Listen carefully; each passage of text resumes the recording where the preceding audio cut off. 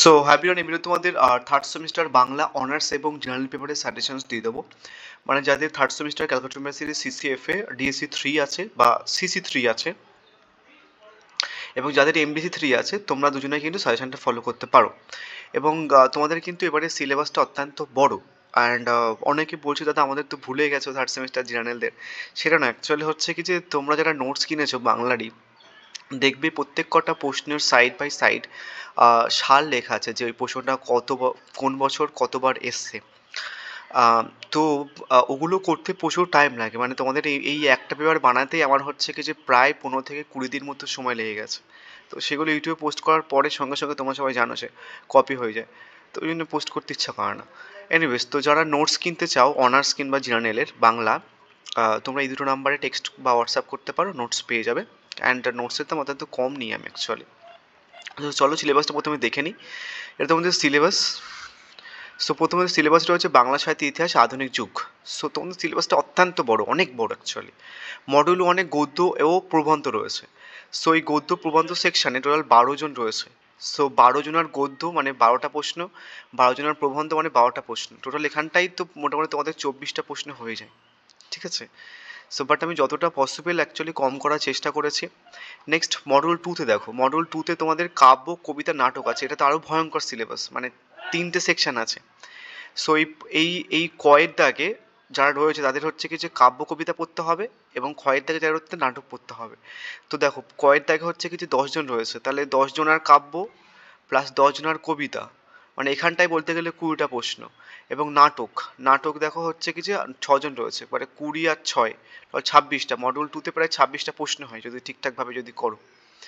Next module 3, module 3-তে একটুখানি ছোট but অনেকটা রয়েছে। বাংলা উপন্যাসের উদ্ভব ও বিকাশ, তারপর রয়েছে বঙ্কিমচন্দ্র চট্টোপাধ্যায়, রবীন্দ্রনাথ ঠাকুর এবং শরৎচন্দ্র। তাহলে কটা, 4টে সেকশন। নেক্সট বিভূতিভূষণ বন্দ্যোপাধ্যায়, তারাশঙ্কর বন্দ্যোপাধ্যায়, মানিক বন্দ্যোপাধ্যায়, আর প্লাস 3টে, মানে টোটাল 7টা। তো 7 জনের হচ্ছে কি যে তোমার উপন্যাস পড়তে হবে, মানে সাতটা উপন্যাস পড়তে হবে, লাইক 7টা ধরে। এবং 7 জনের গল্প, মানে এখানটায় 14টা প্রশ্ন হয়। তা দেখো টোটাল প্রশ্ন পরীক্ষাতে কটা হয় দেখো, মানে এখানটায় 26টা, মানে যদি তুমি করো ঠিক সবগুলো 26টা প্লাস 14টা প্লাস হচ্ছে কি যে 24টা, এতগুলো প্রশ্ন হয়। সো মোস্ট পসিবলি আমি যতটা পসিবল কমে দিয়েছি, এবং তোমাদের এবারের জন্য যতগুলো পসিবল অ্যাকচুয়ালি প্রশ্ন ইম্পর্টেন্ট দেন সেগুলো দিয়ে দিয়েছি।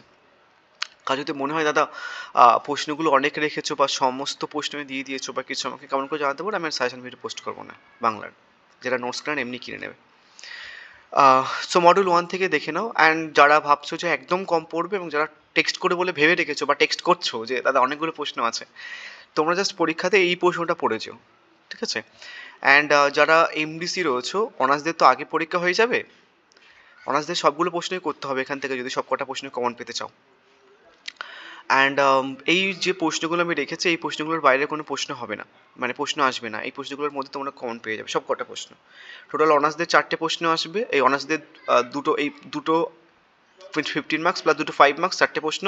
এবং জেনারেলদের দুটো 5 এবং দুটো 15 মার্কস থেকে টোটাল 4টে, টোটাল 8টা প্রশ্ন আসছে মডিউল 1 থেকে।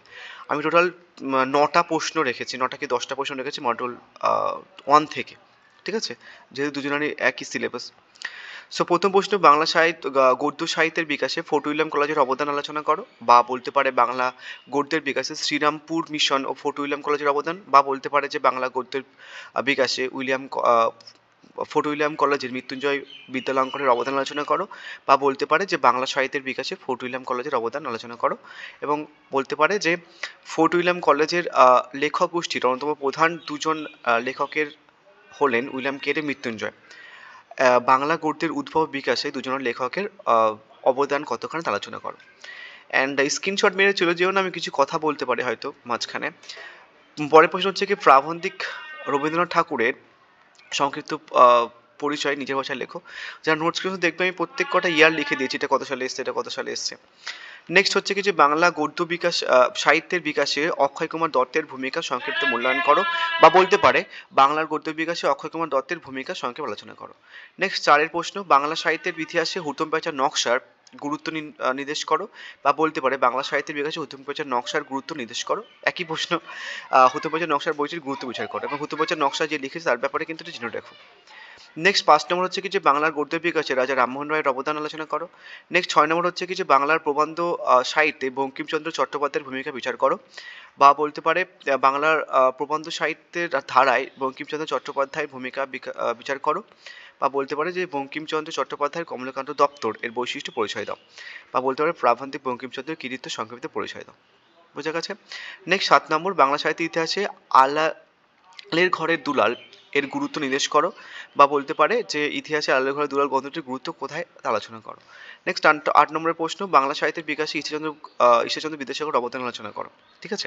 বা এইভাবে ঘুরে দিতে পারে বিদ্যাসাগর বাংলা ভাষার প্রথম যথার্থ শিল্পী। বিদ্যাসাগর সম্পর্কে রবীন্দ্রনাথের এই বক্তব্যের তাৎপর্য কী?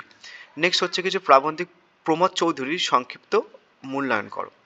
এবার এই অবধি তোমাদের প্রশ্ন, জানো তো মেন প্রশ্ন এই অবধি। তো কেউ যদি চাও তাহলে এই 10-এর প্রশ্নটা আর 11 প্রশ্ন করে নিতে পারো। নেক্সট মডিউল 2 থেকে দেখে নাও বাংলা কাব্য কবিতা ধারায় কবি কাজী নজরুল ইসলামের অবদান আলোচনা করো।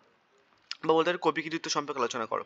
নেক্সট বাংলার পৌরাণিক নাট্য সাহিত্যের ধারায় গিরিশচন্দ্র ঘোষের অবদান নির্দেশ করো। নেক্সট হচ্ছে কি তোমার প্রহসন রচনায় মাইকেল মধুসূদন দত্তের কৃতিত্ব সংক্ষেপে পরিচয় দাও। অ্যান্ড প্রশ্নগুলো তোর হুবহু কমন পাবে, যে কটা আমি প্রশ্ন রেখেছি এবং অথবা দিয়ে রেখেছি যদি মধুসূদন দত্ত থেকে আসে, অথবা প্রশ্নগুলোর মধ্যে থেকে যে কোনো একটা প্রশ্নই পড়বে, আদারওয়াইজ প্রথম প্রশ্নটাই পড়ে যাবে, মানে হুবহু পড়বে, কোনো চেঞ্জ করবে না ক্যালকাটা ইউনিভার্সিটি যেভাবে দিয়েছে। নেক্সট 4 নম্বর প্রশ্ন যতীন্দ্রনাথ সেনগুপ্তকে দুঃখীবাদী কবি বলা হয় কেন? নেক্সট 5 নম্বর বাংলা কাব্য কবিতার ধারায় কবি জীবনানন্দ দাশের অবদান আলোচনা করো।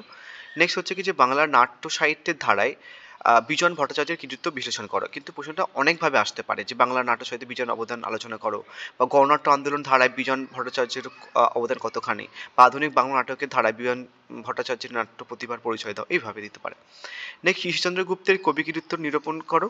নেক্সট ঐতিহাসিক নাটক রচনায় দ্বিজেন্দ্রলাল রায়ের কৃতিত্ব বা সংক্ষিপ্ত পরিচয় দাও। নেক্সট 9 নম্বর ভোরের পাখি কাকে বলা হয়, বাংলা কাব্যে তার অবদান সম্পর্কে আলোচনা করো। ভোরের পাখি কাকে বলা হয়, বাংলা কাব্যে তার অবদান আলোচনা করো। বা বলতে পারে যে কবি বিহারীলাল চক্রবর্তীকে রবীন্দ্রনাথ ঠাকুর ভোরের পাখি রূপে অভিহিত করেছেন কেন, কারণ এটা কিন্তু আমি পরেও দিয়ে দিলাম যে কাকে ভোরের পাখি বলা হচ্ছে। নেক্সট দীনবন্ধু মিত্রের নাট্য প্রতিভার পরিচয় দাও। নেক্সট হচ্ছে কি যে বাংলার সাহিত্যের ইতিহাসে মেঘনাদবধ কাব্যের গুরুত্ব আলোচনা করো। নেক্সট বাংলা নাটকের ইতিহাসে নীলদর্পণ নাটকটির অবদান আলোচনা করো। যখন আমি লাস্ট মিনিট সেশন পোস্ট করবো তখন কিছু প্রশ্ন স্টার মার্ক করে দেবো এটার মধ্যে থেকেও। সো নেক্সট ভিডিওতে আমি তোমাদের হচ্ছে কি যে মডিউল 3 অ্যান্ড হচ্ছে কি যে 5 মার্কসে দিয়ে দেবো, এবং আমি তোমাদের 5 মার্কসের প্রশ্নগুলো সমস্ত পোর্শনস থেকেই রেখেছি একসাথে। সো পরের ভিডিওতে আমি তোমাদের মডিউল 3 এবং 5 মার্কসের এগুলো দিয়ে দেবো, আর একটা লাস্ট মিনিট সাজেশন পোস্ট করবো। যারা অনার্স রয়েছে তোমরা, আমি ডিএসসি 3টা আর সেপারেটলি পোস্ট করবো না, এদের সাথেই পোস্ট করবো, কারণ একই সিলেবাস আমি আর কি পোস্ট করবো, একই ভিডিও একই কোশ্চেন্স, তাই না? তো তোমাদের ডিএসসি 4টা আমি পোস্ট করছি এবং সেক 3 পারলে পোস্ট করে দিচ্ছি। So thank you.